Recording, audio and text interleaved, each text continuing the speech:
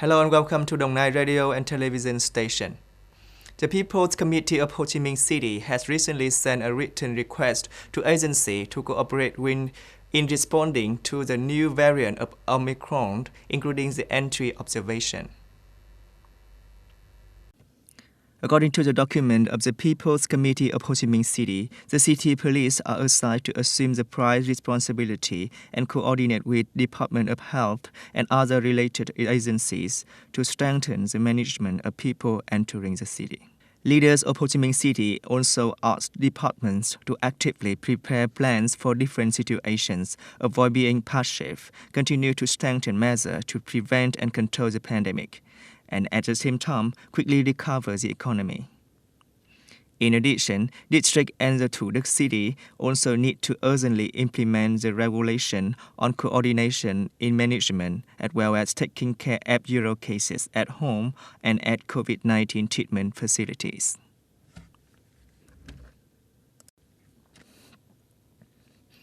The World Health Organization Director General Tedros Adhanom Ghebreyesus said on December the 1st that at least 23 countries in 5 out of 6 WHO regions have now reported cases of Omicron variant, and we anticipate this number is expected to increase. The WHO is extremely cautious about this development.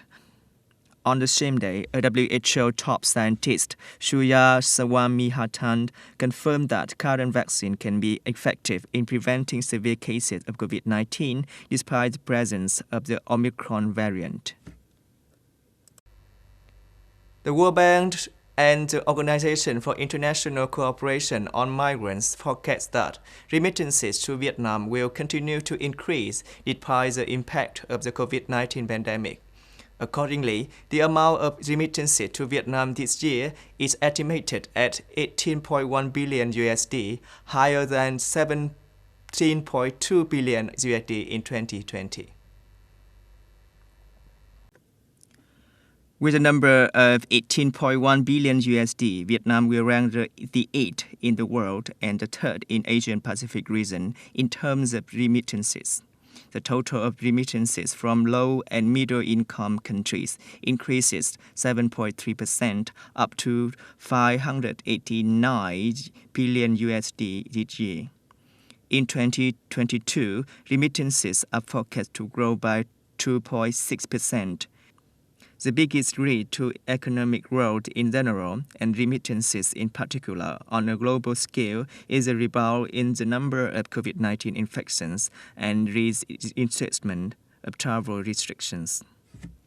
In addition, the end of fiscal stimulus and job support programs when the economy recovers could also reduce remittances. The Vietnam Tourism Association has recently coordinated with the National Administration of Tourism to organize a forum solution for sustainable recovery of Vietnam's tourism. The forum attracted the participation of tourism industry leaders, experts, tourism associations of the provinces and cities, and businesses across the country.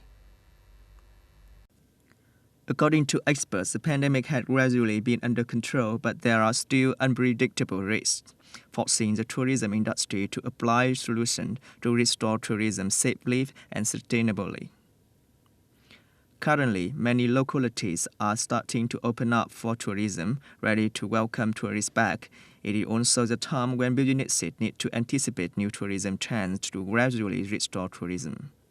One of the current urgent measures is for provinces and cities to actively connect to develop inter-regional routes and safety points, improve the competitive value of domestic tourism, and unify safety criteria between the two regions or localities.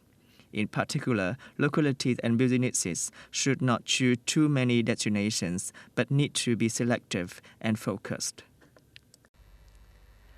Russian President Vladimir Putin said on December the 1st that he wanted to have specific agreements with the North Atlantic Treaty Organization, NATO, under which the military alliance would not expand its word.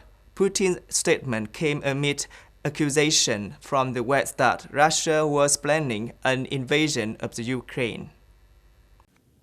Speaking at a ceremony in the Kremlin when he received credentials from newly appointed ambassadors, Mr. Putin said, "In our dialogues with the US and its allies, we will be determined on the issue of the establishment of specific agreements that prevent NATO from further expanding eastward and deploying weapon systems near Russian territory, threatening Russia.